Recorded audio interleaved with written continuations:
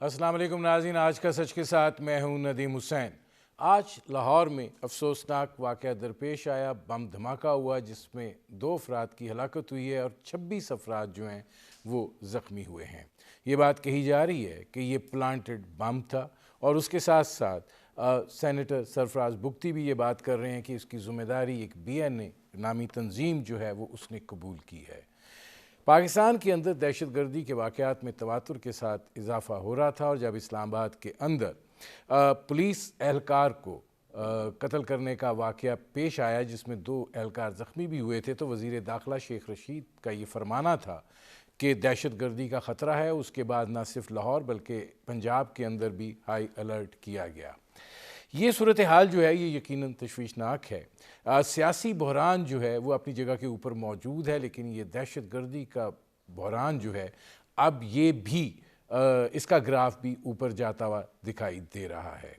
ज़ाहिर है जब सियासी अदम इस्तेकाम होता है तो उसमें एक ऐसा खला पैदा होता है जिसके अंदर से बहुत सारी चीज़ें जो हैं वो फिर जन्म लेना शुरू कर देती हैं या मौजूद होती हैं तो काबिल अमल होना शुरू हो जाती हैं, और हम इस मसाइल से इस वक्त गुज़र रहे हैं। हुकूमत को जो भी दावा करे, अपोजिशन कुछ भी कहे, दिखाई ये देता है कि सब जो हैं वो सिर्फ़ एक तरफ देख रहे हैं और इस उम्मीद और आस पर हैं कि या तो हुकूमत खुद गिर जाए या फिर ऐसे अवामिल पैदा हो जाएं कि उनको वो सहारा और वो सपोर्ट मिल जाए जिसके नतीजे में वो उस हुकूमत को जो है वो गिराने में कामयाब हो सकें। इस वक्त तक का मंजरनामा जो है वो इन दोनों चीज़ों की नफ़ी कर रहा है, लेकिन अपोजिशन जो है वो अपनी जगह पर दावा कर रही है और हुकूमत जो है वो अपनी जगह पर मौजूद है। जब आप एक नई बहस का आगाज़ कर देते हैं, चाहे वो एमरजेंसी के हवाले से हो, चाहे वो सदारती निज़ाम के हवाले से हो, तो यकीनन उसके पसे पुष्ट जो है कुछ अवामिल जो हैं वो ज़रूर कार फरमा होते हैं। बाज़ दफ़ा इस तरह की चीज़ें जो हैं वो नब्ज़ पर जांचने के लिए भी होती हैं और फिर ये देखा जाता है कि क्या सूरत हाल जो है वो है और इसका रद्द अमल जो है वो क्या आ सकता है। बुनियादी तौर पर इस वक्त जिस तरह की सियासी सूरत हाल है और हुकूमत जिस फेज़ से गुज़र रही है, वो आज भी कह रहे हैं कि हमारी जो शरह नमू है वो गुज़श्ता 14 साल से सबसे ज़्यादा रही है 2019 और 20 की, और वो 5.37% की वो बात कर रहे हैं। लेकिन हक़ाइक़ जो हैं वो यकीनन मुख्तलिफ़ हैं और मुस्तरब भी हैं, और इस हवाले से फ़िक्रमंदी और तशवीश दोनों पाए जाते हैं। बुनियादी तौर पर ये वो मंजरनामा है जिस पर करेंगे बात। आपका अपने मेहमानों से तारुफ़ करवाते हैं। हमारे साथ मौजूद हैं वसीम सज्जाद साहब, साबिक़ चेयरमैन सेनेट रहे, मुमताज़ माहिर कानून हैं। हमारे साथ मौजूद हैं सेनेटर परवशा खान साहबा, पाकिस्तान पीपल्स पार्टी की रहनुमा हैं, और हमारे साथ मौजूद हैं लेफ्टिनेंट जनरल रिटायर्ड ग़ुलाम मुस्तफ़ा साहब, मुमताज़ तज़िया निगार हैं। जन साहब, चूँकि आज की जो सूरत हाल है लाहौर में जो वाक़या दरपेश आया है, माजी के अंदर, बल्कि अब तो माजी कहना गैर मुनासिब होगा, हालिया दिनों में जो दहशतगर्दी के वाक़यात तवातुर के साथ बढ़ना शुरू हुए हैं, क्या लग रहा है अब हमें अंदरूनी सिक्योरिटी का मसला एक दफ़ा फिर सर उठा रहा है? देखिए, दहशतगर्दी के जो हम कह रहे थे ना कमर तोड़ दी है, उस वक्त तक तो ठीक था, लेकिन दहशतगर्दी का खात्मा नहीं हुआ था पाकिस्तान में। जो अथॉरिटीज थी कह रही थी कि भाई खतरात मौजूद हैं और ये जो स्लीपर सेल्स हैं मौजूद हैं और इक्का दुक्का वाक़यात होते रहेंगे। बदकिस्मती ये है कि चूंकि अफगानिस्तान में TTP मौजूद है, अफगानिस्तान में वो तमाम अनासर मौजूद हैं जो पाकिस्तान के खिलाफ काम करते रहे हैं। और ये मत भूलिए कि हम जब बात करते हैं कि अमेरिका की फौज निकल गई, तो अमेरिका की फौज निकली, अमेरिका यहाँ से नहीं निकला। भारत का बारे में हमारी बड़ी खुशफहमी थी कि भारत वहां से निकल जाएगा। भारत ने भी तो काफी सारे गमाश्ते पाल रखे हैं वहां पे, बहुत पैसा लगाया भारत ने भी वहां पे, और भी दूसरे मुल्क हैं, कुछ 200 माल भी पाकिस्तान के ऐसे हैं।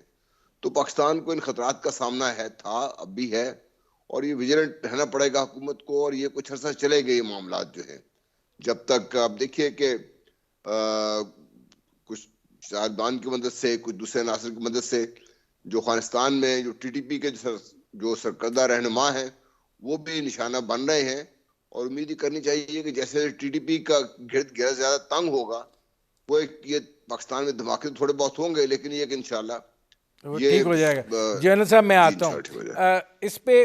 سینیٹر پرویشا صاحبہ، آپ چونکہ این ڈی یو کا اور یہ ساری چیزوں کو بڑے قریب سے دیکھ رہی ہیں، یہ فرمائیے گا کہ جنرل صاحب جو بات کر رہے ہیں، آپ یہ سمجھتی ہیں کہ افغانستان کے اندر جو حالیہ کچھ انسیڈنٹس ہوئے ہیں، جس میں تازہ ترین جو ہے خالد خراسانی کا واقعہ ہوا ہے، یہ اس کا نتیجہ ہے، یا جس طرح سرفراز بگٹی صاحب نے آج یہ عجیب کہا ہے کہ دھماکہ لاہور میں ہوا ہے اور وہ کہہ رہے ہیں کہ یہ بی این اے جو ہے اس نے ذمہ داری قبول کی ہے؟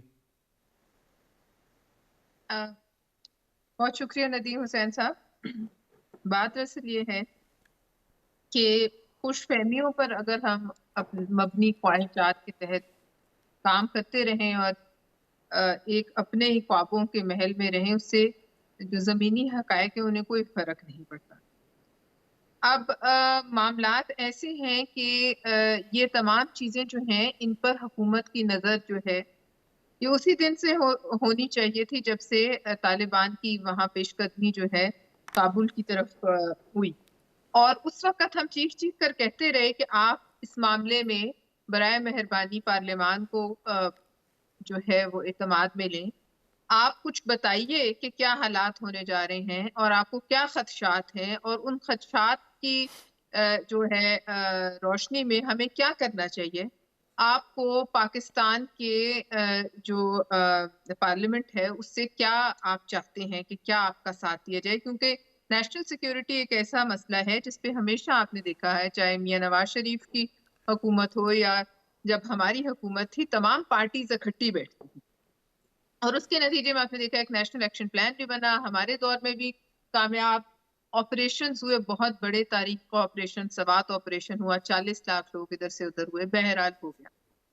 لیکن سب کچھ کیونکہ میں ڈیفنس کمیٹی کی بھی ممبر ہوں، میں فورن افیئرز کمیٹی کی بھی ممبر ہوں، ہمیں کسی کمیٹی میں کوئی خاطر خواہ کمیٹی کی حد تک بھی کوئی اس قسم کی بریفنگ نہیں دی گئی کہ اصل حالات اور واقعات کیا ہیں. پارلیمنٹ میں آنا یا سینٹ میں آنا یا نیشنل اسمبلی میں آنا تو دور کی بات ہے. بہرحال وہ جب فتح ہو گیا کابل تو پھر ہم نے ایک بڑے سبز باغ بنائے کہ ہم اس طریقے سے چلیں گے کہ یہ ہماری ان کے ہونے سے کوئی اسٹیبلٹی آئے گی اور پھر وہاں سے جو ہے ہمارا کوئی trade route Central Asian states کی طرف جائے گا. وہ نہ ہو سکا. اس کے بعد پھر ایک اور بریفنگ، چونکہ وہ ان کیمرہ تھی میں اس کی تفصیلات نہیں بتا سکتی، مگر یہ جو بات چیت ہو رہی تھی طالبان کے ساتھ صلح صفائی کی، اس پر ایک بریفنگ دی. اب یہ میں آپ کو چند ماہ کا احاطہ کر کے بتا رہی ہوں. وہ بھی جو ہے اس میں بھی وزیر اعظم صاحب خود موجود نہیں تھے. کسی ایسے نازک موقع پر، چاہے بھارت نے جب میزائل جو ہے وہ لگائے تھے اور ہماری جو شہر ہیں ان کو وہ جو ہے نشانے پر لیا تھا، تب بھی وزیر اعظم صاحب نہیں آئے تھے. یہ جب صلح صفائی کی بات ہوئی تحریک طالبان کے ساتھ، اس وقت بھی وزیر اعظم صاحب نہیں آئے، ڈی جی آئی ایس آئی نے ہمیں بریفنگ. بہرحال وہ پھر آپ نے دیکھا کہ ایک ماہ بھی نہ چلا اور ایک ماہ کے بعد حالات یہ ہو گئے کہ یک طرفہ طور پر جو ہے انہوں نے اپنا یہ ختم کر دیا معاہدہ. اس کے بعد سے لے کے آج تک آپ دیکھیے تواتر سے واقعات ہو رہے ہیں. ٹھیک ہے، مجھے ایک بریک لینا پڑ رہا ہے پرویشا صاحبہ، میں واپس آتا ہوں. ناظرین، ہماری گفتگو جاری ہے، ایک مختصر سے کمرشل بریک کا وقت ہوا ہے، ملتے ہیں اس وقفے کے بعد.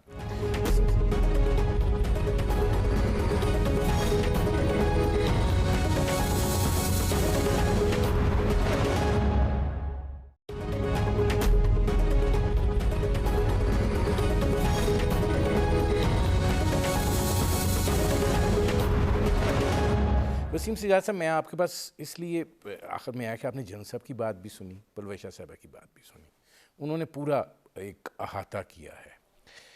اب اس کے بعد آگے بڑی بات جو ہے وہ ہونی ہے. گزارش یہ ہے کہ کیا یہ سمجھ لیا جائے کہ وزیر اعظم صاحب جو ہیں وہ اپنے رویے سے، یہ جو جن میٹنگز کا تذکرہ ہوا جو بنیادی طور پہ بڑی کرکسفت میٹنگ تھیں، اس میں نہ آ کے وہ اس سے اپنے کو ڈسوسیٹ کر چکے ہیں سیکیورٹی کے معاملے کو. چیف ہے، ٹھیک ہے، چیف صاحب ہینڈل کریں، D G I S I handle کریں، we has nothing to do with it. نہیں، یہ تو نہیں کہا جا سکتا. میرے خیال میں DGISI نے بھی ان کو بریفنگ دی ہوگی، ان کو بھی پتہ ہوگا کہ گورنمنٹ کی کیا پالیسی ہے. لیکن مجھے یہ لگ رہا ہے جی کہ یہ جو واقعات ہو رہے ہیں اس کا براہ راست تعلق وہ جو فرما رہے تھے جنرل صاحب بھی کہ یہ TTP کے خلاف جو ایکشن ہوا ہے اس کا رد عمل نظر آ رہا ہے، اور یہ ثابت کرتا ہے کہ TTP کے ابھی بھی ان کا ایک پریزنس پاکستان میں موجود ہے، اور وہ ان کی ایک کیپیبلٹی ہے، صلاحیت ہے کہ وہ دھماکے پاکستان کے اندر کرا سکتے ہیں. دوسرا یہ نظر آ رہا ہے کہ جی یہ جو آپ نے کہا کہ BLA نے اس کی ذمہ داری قبول کی ہے، تو یہ ایک بادی نظر میں کوئی صحیح نظر نہیں آ رہا کہ BLA کا تعلق بلوچستان کے ساتھ ہے، ان کا جو ڈیمانڈز ہیں بلوچستان کے ساتھ ہیں، ان کا لاہور میں ایک دھماکہ کرنا اور ذمہ داری قبول کرنا، میں سمجھتا ہوں کہ وہ اپنی اہمیت ایک بڑھانا چاہتے ہیں، اور ایک واقعہ ہو گیا ہے تو اس کے ذریعے ایک دنیا میں، پاکستان میں وہ یہ ثابت کرنا چاہتے ہیں کہ ہم بھی ابھی ریلیونٹ ہیں.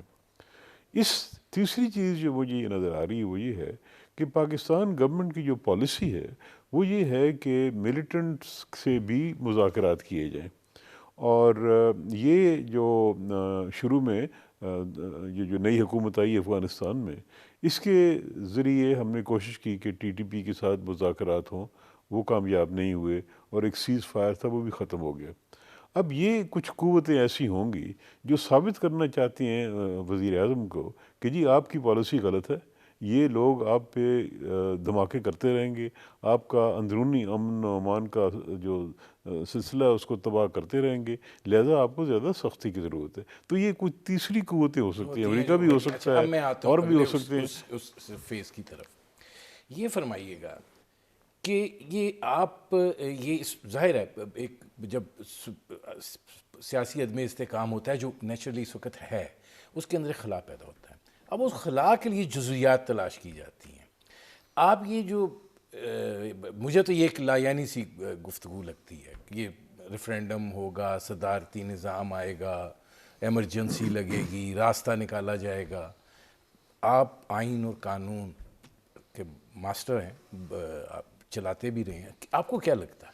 مجھے لگتا ہے جی کہ یہ بھی ایک کسی کی طرف سے ایک رومر سے شروع کیا گیا ہے جس کو لوگوں نے بڑا سنجیدگی سے لے لیا ہے.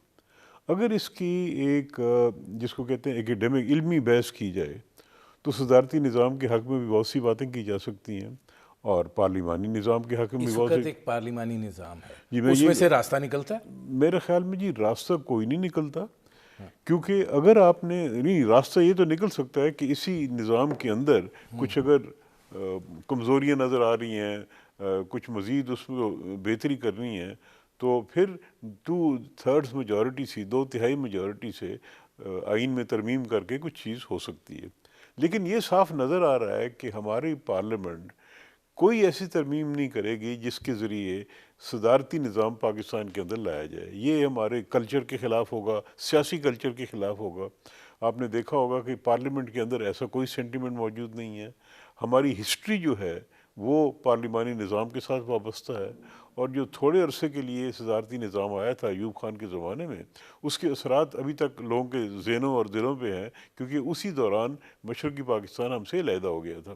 تو صدارتی نظام کے فائدے بھی ہیں، نقصانات بھی ہیں، اس پہ بحث ہو سکتی ہے. اچھا، اب جنرل صاحب یہ فرمائیے گا کہ گزارش یہ ہے، ہاتھ ہے، ٹیلی فون آ جاتے ہیں، تحریک عدم اعتماد نہیں آ سکتی کیونکہ جو بیساکھیاں ہیں ان کا کنٹرولنگ میکنزم ہے. یہ ساری کی ساری چیزیں، حکومت کی جتنی بیڈ گورننس ہے، اس کا سارا ملبہ جو ہے وہ اب اسلام آباد کی طرف نہیں جا رہا، وہ جا رہا ہے دوسری طرف.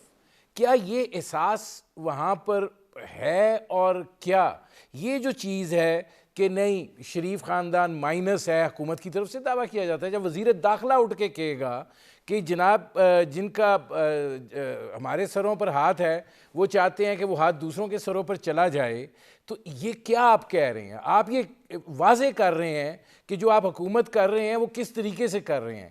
تو یہ جو سچویشن ہے، آپ یہ نہیں سمجھ رہے کہ یہ بہت سی کنفیوژن پھر اسے آگے بڑھتے ہوئے کیاس کی طرف لے جا رہی ہے؟ اس کو آپ ایک اور نظر سے کیوں نہیں دیکھتے کہ ہماری سیاست اتنی کھوکھلی ہو چکی ہوئی ہے کہ ان کے پاس کوئی نیشنل سبسٹینٹیو ایشو نہیں ہے جس کو لے کر چل سکیں یہ، چاہے وہ اپوزیشن ہے چاہے وہ حکومت ہے یہ. اور آ جا کے چونکہ فوج رسپونڈ نہیں کرتی، نہ کر سکتی ہے، نہ کرتی رہتی ہے، تو ایک پوری تاریخ کا جو آج سے کچھ عرصہ پہلے 30 40 50 سال جو پہلے چیز ہوئی تھی، اور اس کے کچھ اثرات آپ کو نظر آتے ہیں مختلف پارٹیوں میں. آپ کچھ شخصیات بھی نظر آتی ہیں، کچھ پارٹی لیڈر بھی بن کے بیٹھے ہوئے ہیں، تو وہ ایک اس کے گرد رنگ کے ایک تنا بنا بنا جاتا ہے ہمارے ہاں، اور کہا جاتا ہے جی کہ یہ سر پہ میرے ہاتھ ہے، یہ میرے سر پہ ہاتھ نہیں ہے، ان کے سر سے ہاتھ اٹھ جائے گا تمہارے سر پہ ہاتھ آ جائے گا. ایشو ہمارا یہ ہے کہ ہم کیوں ایز اے نیشنل لیڈرشپ جو پالیٹکس کی ہم بات کر رہے ہیں، آپ اپنی نہیں جو جنرل صاحب، نیشنل سوال یہ ہے کہ اسمبلی ٹھیک کی ہے بات اپوزیشن کرتے بات کرے ہیں. ہاتھ آنے کی یا جانے اب کی، میری بات چلو سن کوئی لینا. بات بنتی ہے. جب وزیر داخلہ کہے گا تو اس کا کیا مطلب ہے؟ وزیر داخلہ ہے، وہ ایک دیکھیے قسم کا میں اسی حکومت طرف آ کا رہا ہوں نا. بڑا سٹرونگ پلر اور نمائندگی کر رہا ہے. بالکل میں آپ سے اس طرف کر رہا ہوں نا کہ بھی سیاست کی ہماری بدقسمتی، چاہے وزیر داخلہ صاحب کو لے لیجئے، اپوزیشن کو لے لیجئے، آپ پاکستان کے قوم کے مسائل کیا ہیں؟ کیا وہ کسی کے سر پہ ہاتھ رکھنا یا گھر سے ہاتھ اٹھا دینا مسائل ہے؟ کیا اپوزیشن کو صرف ایک کام ہی رہ گیا ہے کہ وہ ابھی تک آپس میں وہ اتحاد پیدا کر کے گورنمنٹ کو نہیں گرا سکے، تو چونکہ وہ آپس میں اتحاد نہیں کر سکے تو وہ کسی اور کے اوپر شروع ہو جاتے ہیں، اور جو حکومت میں لوگوں کے پاس کوئی جو سبسٹینٹیو اپنے جو گورننس کے ایشوز کا جو جواب نہیں ہے تو اٹھا کے یہ بات شروع کر دیتی ہے. جنرل صاحب میں آتا ہوں. اب اس میں پلوشا صاحب یہ فرمائے گا کہ یہ بات بھی ہے کہ اپوزیشن متحد نہیں ہے، اور حکومت کی طرف سے بہت دفعہ یہ کہا گیا کہ ہم بڑے خوش قسمت ہیں کہ ہمیں ایسی اپوزیشن ملی ہے. آپ مطلب پارلیمان کے اندر سوائے ایک موقع کے اوپر باقی ایک فیلئر نظر آتا ہے کسی بھی حوالے سے. اب آپ یہ کہہ رہے ہیں کہ ہم اسٹریٹ ایجیٹیشن کو اور پارلیمنٹ کو اکٹھا کریں گے. اب آس اور امید جو ہے، اب اس کا محور و مرکز بھی کہیں اور ہے، اپوزیشن کا بھی. تو ایسی صورتحال میں کیسی آپ حکومت گرانے کی بات کر رہے ہیں یا تبدیلی کی بات کر رہے ہیں؟ ندیم حسین صاحب، چاہے اپوزیشن اکٹھی ہو یا نہ ہو، حکومت کا کام تو حکومت کرنا ہے. حکومت کا کام جو ملکی معاملات ہیں انہیں چلانا ہے، اور اگر وہ نہیں چل رہے تو اس کی یہ وجہ تو نہیں ہے کہ اپوزیشن اکٹھی نہیں ہے. اس کی وجہ ان کی اپنی نااہلی اور کم فہمی ہے.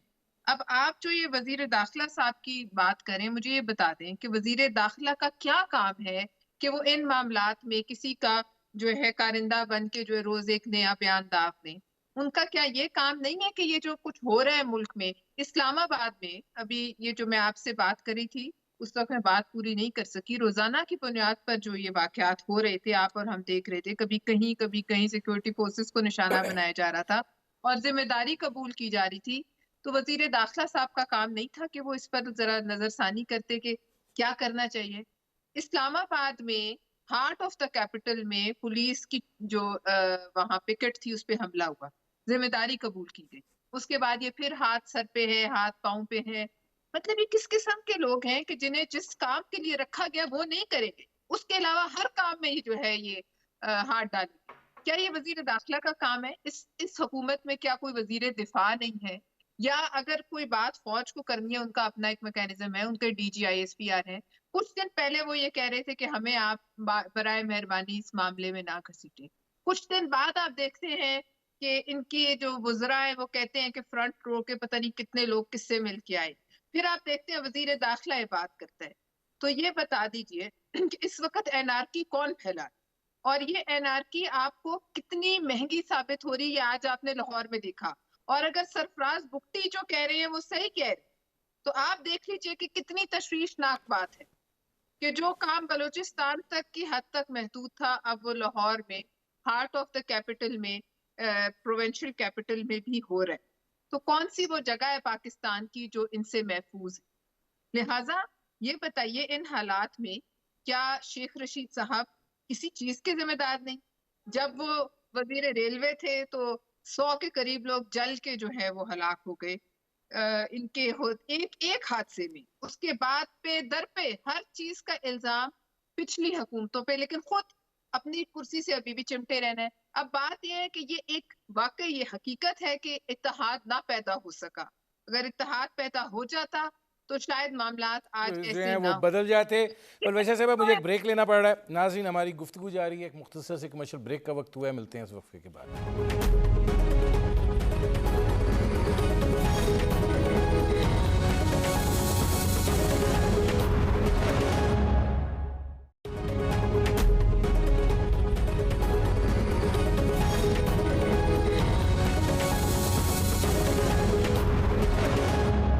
Welcome back. اب وسیم سجاد صاحب یہ فرمائیے گا کہ آپ اس ساری صورتحال کو ایک ٹیسٹر دیکھ رہے ہیں صدارتی نظام کے حوالے سے، ایمرجنسی کے حوالے سے. ذرا یہ فرمائیں کہ جب ایمرجنسی آپ نے ڈکلیئر کرنی ہو تو آئینی راستہ جو ہے ذرا مطلب عام لوگوں کو بھی ذرا سمجھ آئے کہ یہ گفتگو کس پیرائے میں ہو رہی ہے. دیکھیں جی، ایمرجنسی جو ہے وہ تو آئین کے اندر لکھا ہوا ہے کہ کچھ حالات میں ایمرجنسی نافذ کی جا سکتی ہے، اور اس ایمرجنسی میں فیڈرل گورنمنٹ کو خصوصی اختیارات مل جاتے ہیں، پارلیمنٹ کو اختیارات مل جاتے ہیں. مثلاً اکنامک ایمرجنسی ہو سکتی ہے کہ پاکستان کی معیشت نہیں، ہم نے بھارت کے اندر اندرا گاندھی کی ایمرجنسی اس کے زمانے میں 2.5 لگائی سال گئی بھی تھی. دیکھیں. ایمرجنسی کے اندر فنڈامنٹل رائٹس جس کو ہم کہتے ہیں وہ سسپینڈ ہو سکتے ہیں، تو ایمرجنسی لگائی جا سکتی ہے. اور لیکن اس میں سے ریفرینڈم نکالا جا سکتا نہیں جی، ریفرینڈم تو ویسی ضرورت ہے نا جی، وہ آئین کے اندر لکھا ہوا ہے کہ ریفرینڈم ہو سکتا ہے. لیکن ریفرینڈم جو ہے وہ ہو سکتا ہے کہ اب عوام کی رائے لینی ہو کسی خاص جو سامنے آئے، کوئی مسئلہ سامنے آئے اور عوام کی رائے لینی ہو تو ریفرینڈم کی بھی اجازت ہے آئین کے تحت. لیکن وہ اختیار وزیر اعظم کا ہوتا ہے، اور وزیر اعظم جو ہیں وہ ریفرینڈم کرا سکتے ہیں، پارلیمنٹ کو اختیار ہے. لیکن ریفرینڈم کے ذریعے یہ نہیں ہو سکتا کہ آپ آئین بدل دیں. آئین بدلنے کا واحد طریقہ یہی ہے کہ آپ اس کی 2/3 اکثریت سے نیشنل اسمبلی میں اور پھر سینٹ میں وہ بل پاس کرائیں، اس کے لیے امینڈمنٹ ہوتی ہے. تو یہ جو اس وقت رومرز چل رہے ہیں، میرے خیال میں یہ جو ایک اوور آل پکچر بن رہی ہے کہ پاکستان کے اندر ایک تو اپوزیشن اور گورنمنٹ کی تناؤ ہے آپس میں، اور ہر قسم کے رومرز وغیرہ پھیلائے جا رہے ہیں. مجھے لگتا ہے کہ جو تیسری قوتیں ہیں جو پاکستان میں اسٹیبلٹی نہیں دیکھنے چاہتی، انڈیا بھی ہو سکتا ہے، امریکہ بھی اس میں ہو سکتا ہے، وہ ایسے رومرز پھیلا رہے ہیں کہ یہاں پہ انسٹیبل رہے اور کوئی چیز سیٹل نہ کرنے پڑے.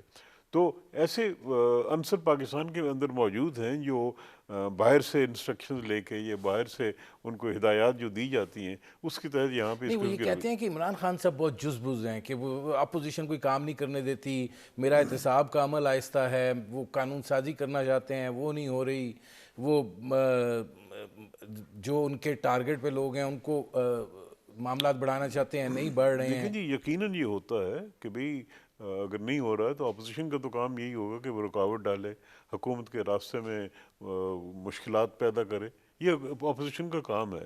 تو لہٰذا حکومت کو چاہیے کہ اگر وہ اپنے ایجنڈے پہ کام کرنا چاہتے ہیں تو ان کو اپوزیشن کے ساتھ کوئی نہ کوئی رابطہ رکھنا پڑے گا، کوئی ان کے ساتھ کمپرومائزز کرنے پڑیں گے. یہ پارلیمانی جو سسٹم ہے اس میں ہوتا ہے یہ، اور ماضی میں بھی ہوا ہے.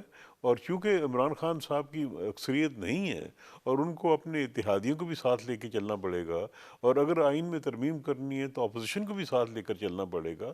لہٰذا یہ نہیں ہو سکتا کہ ایک طرف آپ بالکل ایک سٹانس یہ رکھیں کہ ہم نے ان کے ساتھ بات بھی نہیں کرنی اور وہ ان کے ساتھ بالکل کوئی رابطہ نہیں رکھنا. اب اور اس میں ایک ساتھ ہی سوال ہے، میں ذرا جنرل صاحب سے پوچھنا چاہتا ہوں. جنرل صاحب، یہ جو منی بل آیا، اسٹیٹ بینک کی خود مختاری کا بل آیا، یہ منظور ہوا، کہا یہ گیا کہ مطلب کاف لیگ اور ایم کیو ایم جو ہے ان کو وہ بڑے معترض تھے، اور ظاہر ہے کہ جس طرز کی مہنگائی ہے جو پولیٹیکل لیڈرشپ ہوتی ہے وہ اپنی کانسٹیٹوئنسی دیکھ رہی ہوتی ہے، اور یہ کہا گیا کہ ٹیلی فون آ گئے اور اس کے نتیجے میں وہ اتحادی بھی جو تھے وہ اس طرف چلے گئے. تو کیا پھر یہ سمجھا جائے کہ یہ بل جو منظور ہوئے ہیں اس کی کمپوزٹ رسپانسبلٹی قبول کی گئی ہے؟ استغفر اللہ یار. نہیں ندیم، آپ جس طرح ابھی بات کرتے ہیں محترم سے، سجاد صاحب یہ بات ہے کہ ہم ہر چیز کو ان کے اوپر ڈال دیں گے، یہ فوج نے کر دیا، یہ فوج نے وہ کر نہیں دیا. میں یہ نہیں ڈال رہا آپ یہ سر، کیوں وہ نہیں شاہد سوچتے؟ خاقان نہیں، عباسی میں سے آپ لے کے سب کہہ رہے ہیں، ٹیلی فون آ جاتے ہیں. دیکھیے یار، آپ شاہد خاقان عباسی صاحب کی بات آپ سن رہے ہیں، فور گاڈ سیک. اب ہر ان کی بات سن کے اب چل پڑیں گے ان کو. دیکھیے بات یہ ہے کہ وہ یہ کیوں تسلیم نہیں کرتے. میری بات کڑوی لگے بہت سے ہمارے پارلیمنٹرینز کو کہ ہمارے پارلیمنٹرینز یا جو ہمارے اس قسم کی جو پارلیمنٹری سسٹم آف گورننس کی جو بہت ساری خوبیاں ہیں، ان کی خوبی یہ بھی ہے کہ اتحادی جماعتیں ایک ایک ممبر والی جو وہ گورنمنٹ کو بلیک میل کر سکتی، جب بھی چاہیں بلیک میل ہوتی ہے گورنمنٹ. ان کی جو رکاوٹ پوری ہو جاتی ہے، بعد میں بیان آ جاتا ہے، چاہے وہ کاف لیگ ہو چاہے وہ دوسری لیگ ہو، نہیں جی وہ ہم نے تو جو معاملات تھے چل رہے ہیں، ہم بہتر قومی مفاد کی خاطر ہم یہ کرنے کو تیار ہیں. ٹیلی فون کرنے کی ضرورت نہیں ہوتی بھائی. حکومت کے پاس اتنے ریسورسز حکومت وقت کے پاس ہوتے ہیں، اتنا پیسہ ہوتا ہے، اتنا پیسہ ایکسچینج ہوتا ہے، مختلف اس کا یہ رشوت اس کو نہیں کہا جاتا، لیکن مختلف طریقوں سے اس قسم کے مراعات دی جاتی ہیں کہ وہ مجبور ہو جاتے ہیں کہ ہمیں ٹیلی فون آ گیا تھا. ٹیلی فون کہاں سے آ گیا تھا؟ وہ کیوں کریں گے ٹیلی فون؟ وہ کیا مسئلہ ہے ان کو، یہ بتائیے آپ مجھے. ان کو پرابلم کیا ہے اس چیز کو؟ منی بل ہے، حکومت نے پاس کروانا ہے، حکومت نہیں پاس کروائے گی گر جائے گی حکومت. ٹھیک ہے. اگر حکومت اچھا کو اب جو پلوشا صاحبہ میرے پاس 1.5 منٹ ہے، یہ فرمائیے کہ پولیٹیکلی یہ جو بحث ہے آپ اس کو لا یعنی سمجھتی ہیں، یہ جو صدارتی نظام کے حوالے سے یا ایمرجنسی کے حوالے سے، یہ آپ یہ سمجھتی ہیں کہ نہیں یہ ایک طرح کا جانچ کرنے کی کوشش کی جا رہی ہے کہ رد عمل کیا ہوگا؟ ویسے لا یعنی اس ملک میں کچھ ہوتا نہیں ہے. ہو سکتا ہے یہ کوئی فیلر پھینکا جا رہا ہو، لیکن جیسے آپ وسیم سجاد صاحب نے کہا یہ کچھ ممکن نظر نہیں آتا. لیکن آپ یہ ضرور نوٹ کریں کہ اس تمام چیز میں جو ایک مری کا واقعہ ہوا اور اس کے بعد یہ بحث چھیڑ دی گئی، اس میں فورن فنڈنگ کیس جو ہے وہ کہیں دب کے رہ گیا. اس پر جو ایک زور و شور سے بحث ہو رہی تھی، وہ بحث جو ہے وہ ختم ہو گئی اور حکومت کو اس میں ایک بریدر مل گیا، پھر منی بل آ گیا. لہٰذا یہ دونوں باتیں ہو سکتی ہیں، لیکن اس کا پاسبل ہونا جو ہے وہ مجھے بہت کم لگتا ہے. اور جہاں تک وہ بنیادی حقوق جو ہے وہ ایمرجنسی میں جو ہے وہ سسپینڈ ہو جائے، تو ویسے کون سے آج کل بنیادی حقوق کسی کے جو ہے وہ اس ملک میں جو ہے وہ قائم ہے؟ وہ بھی سسپینڈڈ ہی ہیں. ہم ایک بالکل لکیر کے اوپر ہی چل رہے ہیں، نہ ہم لکیر سے دائیں ہوتے ہیں نہ بائیں ہوتے ہیں. ایز اے سٹیزن ہمیں پتہ ہے ہماری ولنریبلٹیز کیا ہے، ہم کہاں کہاں سے ہٹ ہو سکتے ہیں. تو ہم تو بہت ایک ٹائٹ روپ واکنگ کر رہے ہیں، تو اس میں اگر لگا بھی دیں گے تو کیا فرق پڑ جائے گا. لیکن کیا اس پڑے گا. میرے پروگرام کا وقت ختم ہو رہا ہے. بہت شکریہ وسیم سجاد صاحب، بہت شکریہ سینیٹر پلوشا صاحبہ، بہت شکریہ lieutenant general retired Ghulam Mustafa صاحب. ناظرین آپ نے ہمارے پینل کے شرکاء کی گفتگو سنی. اب تک کے لیے اتنا ہی، اجازت دیجیے. اللہ حافظ.